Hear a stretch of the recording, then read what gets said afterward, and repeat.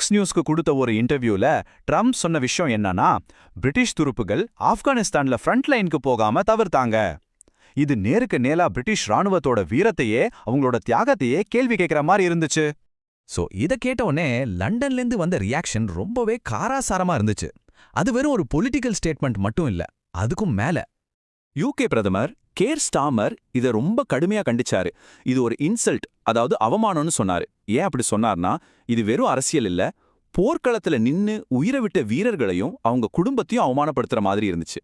யூகேவோட கோவத்தை நம்ம புரிஞ்சுக்கணும்னா வெறும் வார்த்தைகளை மட்டும் பார்த்தா பத்தாது, நம்ம சில நம்பர்ஸை பார்க்கணும், அங்க உண்மையில என்ன நடந்துச்சுன்னு பார்க்கணும். சரி, இந்த பொலிட்டிக்கல் ஃபைட்லாம் ஒரு பக்கம் இருக்கட்டும், நம்ம ஃபேக்ட்ஸை மட்டும் பார்ப்போம். ஆப்கானிஸ்தான்ல உண்மையில என்னதான் நடந்துச்சு? டேட்டா என்ன சொல்லுது? இந்த நம்பரை கொஞ்சம் பாருங்க. 457.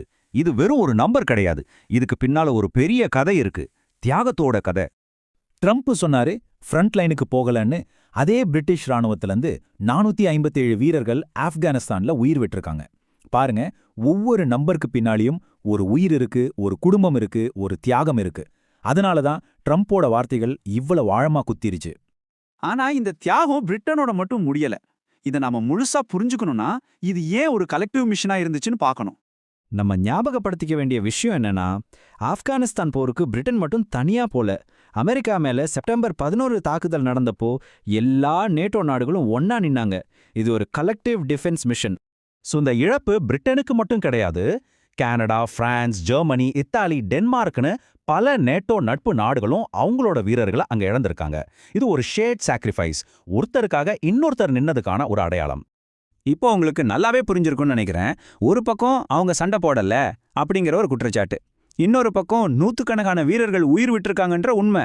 இது ரெண்டுக்கும் நடுவில் இருக்கிற இந்த பெரிய கேப் தான் இந்த மொத்த சர்ச்சைக்கும் ஆணிவேர். கடைசியா இந்த ஒரு சர்ச்சை நம்ம முன்னாடி ஒரு பெரிய கேள்வியை வச்சுட்டு போகுது. ஒன்னா சிந்தின ரத்தமும் சரித்திரமும் நாடுகளுக்குள்ள இருக்கிற நட்பை எந்த அளவுக்கு பலப்படுத்தும், இல்ல ஒரே ஒரு தப்பான வார்த்தை அதை எப்படி உடைச்சிடும்? இதை பத்தி நீங்க என்ன நினைக்கிறீங்க?